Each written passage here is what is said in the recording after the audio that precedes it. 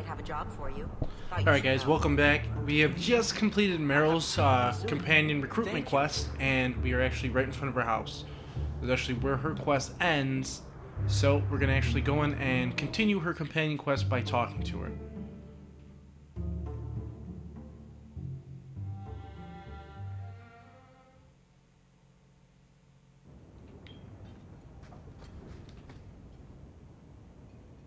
I didn't think you'd come.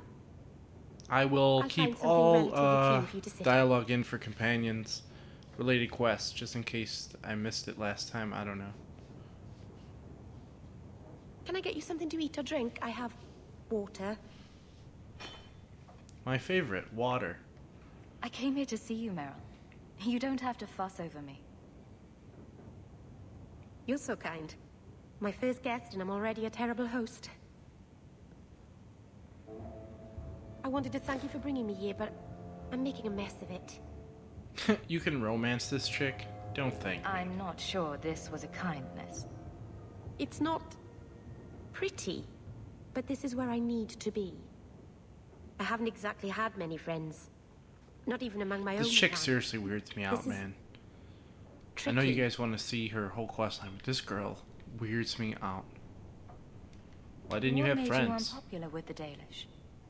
Being first to the keeper. Because she's knucking futz, that's why. A bit secluded. This little elf is crazy. I studied magic and history while the others were learning the Via Tanadal.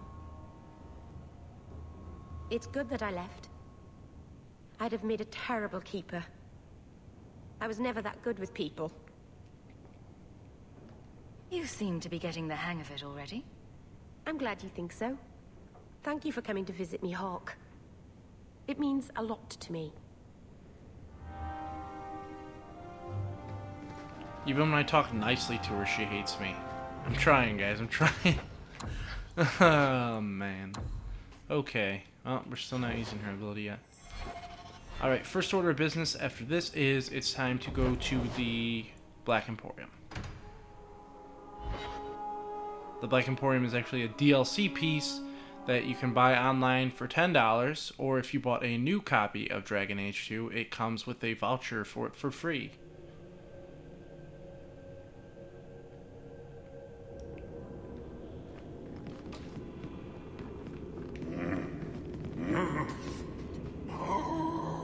We're gonna get all the codex we can in here. We're not gonna change our character.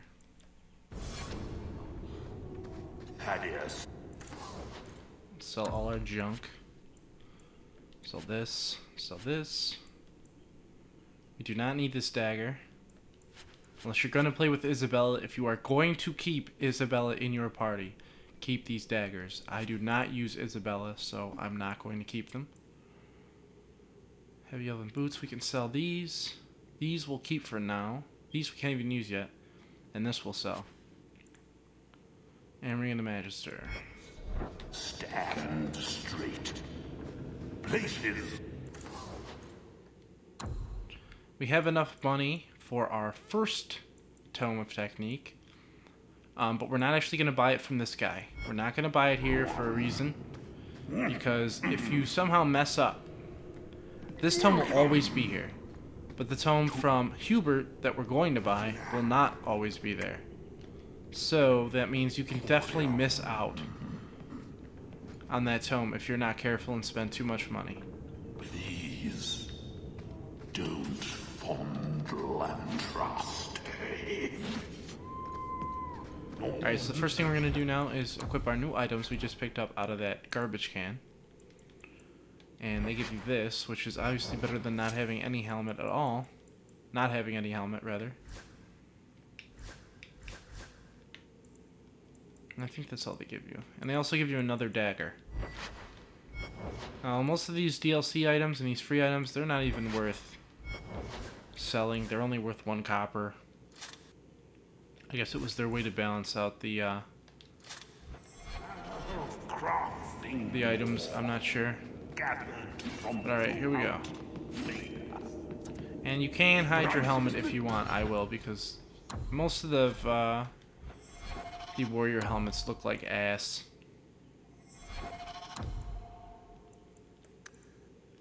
Alright, so we're going to hide helmets. And I'm going to show you some of my gameplay setting. Obviously, we're playing on hard, but I like to put the toggle option on. That means you don't have to hold the button to keep it open. You just tap it and it stays open. Show plot icons. Enable persistent gore, because obviously we want that. We want to see exploding people.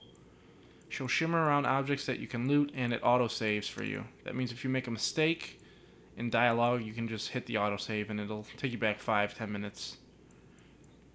Alright, we want status effects. This shows like brittle, stagger, stun, things like that. This will show it over the enemy or your allies' heads. Shows damage. Obviously, it shows how much damage you're doing and everyone else is doing. Allies, enemies, etc. Enemies' damage is red. Your damage is white. Allies' damage is either white or yellow. I think it's yellow if they're doing electricity damage. But all damage from your allies that are an element, fire, earth, lightning, things like that, those will all be color-coded to what element they are. So a cold spell will deal blue damage. Now that's not exactly a big of a deal, but in case you didn't know that, you know. I like to put ground rings on, especially when I am playing a warrior. This puts huge red rings under every enemy, and it really helps you like identify who you have to kill, and it also helps you pick out priority targets like lieutenants, assassins. Assassins can be a real pain in the ass, especially on the hard difficulties. They will kill your casters very fast, and it also helps you pick out mages. Mages are another top priority. Your first priority is in every time you attack, you should make sure that there's no assassins that need to be killed and no mages running free, because they will kill your party extremely, extremely fast. This basically just shows your bar on the bottom whenever you want it, constantly. I just leave that off. Controls are standard. Audio, I always put subtitles on so you guys can read some of the stuff that's going on in case I'm talking over it. And I turn all this stuff up, but you can put that on if you want. Let BioWare spy on you and see how you're playing the game.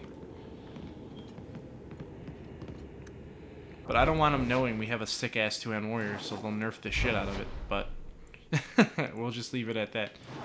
Alright, now that we've gone to the Black Emporium, we pretty much have free reign on what we want to do. Now let me see what we got to do. Now Locks of the Golden Food and stuff like that, and Seal the House Tell Vein or whatever. These are just handing quests. Whenever you see the black little marker, that's a handing quest. These are quests you've already completed. It probably is an item you picked up at some point in a barrel or something. It turns out to be a quest item that someone wants, and they pay you a decent sum of money for it. It actually scales with Acts. At Act 1, you will get 50 silver per item. In Act 2, you will get a gold per item, and I think in Act 3, you get 2 gold per item. But that just scales because the vendor prices scale as well in those acts, because the items get better and better. Alright, so I'm going to hand in our silver thing to this girl.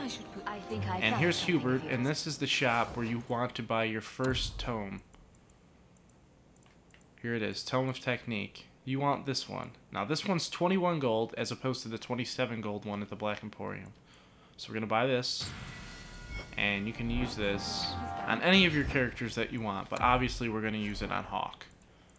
We want it on Hawk.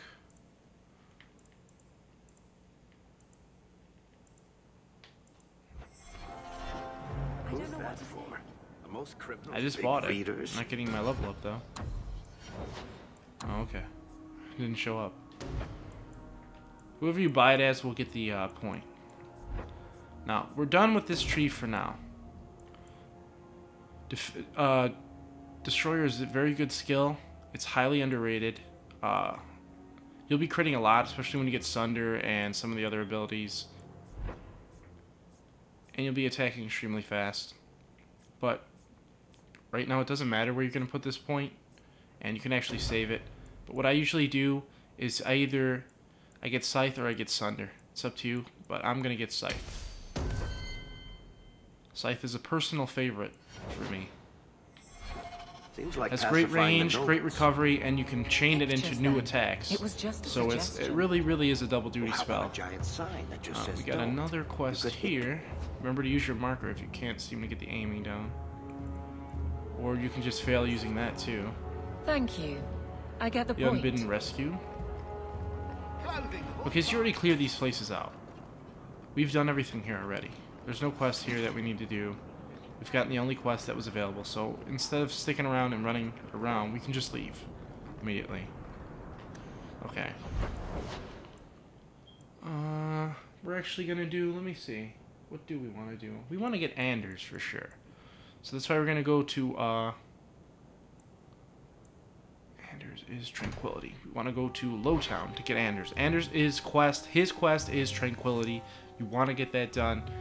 Probably before Meryl's quest, but I did it the opposite way. It's fine, either way. The game isn't that hard at this point, so...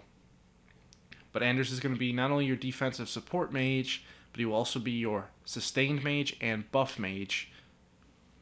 So basically you're going to want to keep people from killing him, otherwise you lose all your auras and sustained abilities, stuff like that. He will also be your primary healer. Greetings, my lady. I bring only the best northern merchant. Hard to tell in this... Perhaps you... We are no Templars, Farah. You'll find no better friend to a young, scared maid. Maldición, you are a mage. I suppose you'd be kind, eh? Oh. The voice in over his head. This guy still scares the shit out of me. He sounds like Dracula. The boy is over his head. I will suck his blood. What are you doing?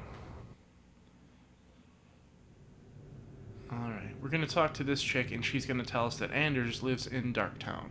Simple as that. And then we're getting the hell out of here.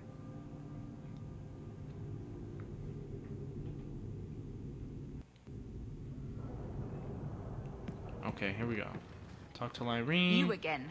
What do you want? I'm looking for someone. Well, he's not now. Also defensive. He's a good man. I won't lose him to the blood.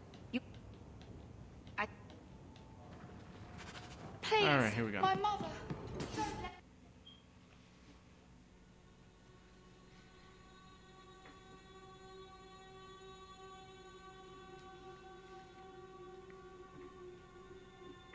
Darktown is basically the slums of Kirkwall. It has a pretty big element of shady people. You know, the criminal element hangs out there, so... Anders is right in the middle of the slums. It's actually a sewer. Hey, we heard you in... These guys want to fight us. Look, we're Ferelden's just trying to keep out of the Templar's sight, same as you... Ferelden?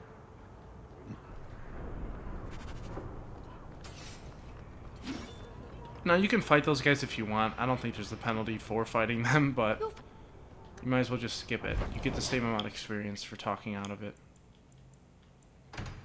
Alright, we got a lot of quests here, so I'm going to get all these done in one go, if possible. Then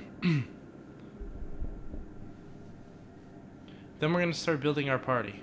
Literally building our party. As soon as we get Anders, we're going to go right to the Emporium. And we're going to buy 4 Maker's Side potions. Right away. And our main party is going to consist of Meryl, for her abilities with the cross-class combo with our class. Varric, for his ability to move threat around and also do great range damage. Now this is what I'm talking about the rogues. You have to be careful with these guys.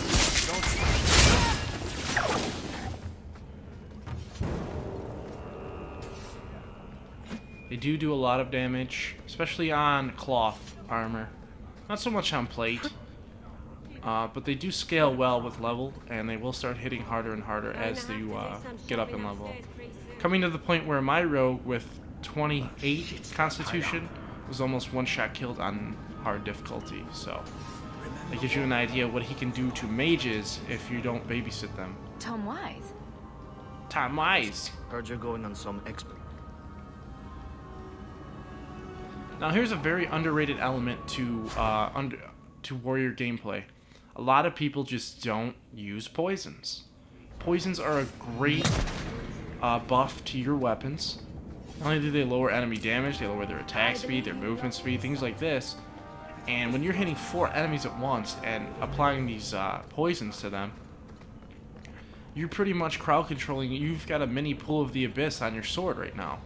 It's slowing all your enemies down 25%. It's lowering their damage all 15%. If you know what I'm talking about. So it's very, very useful to invest in poison and to use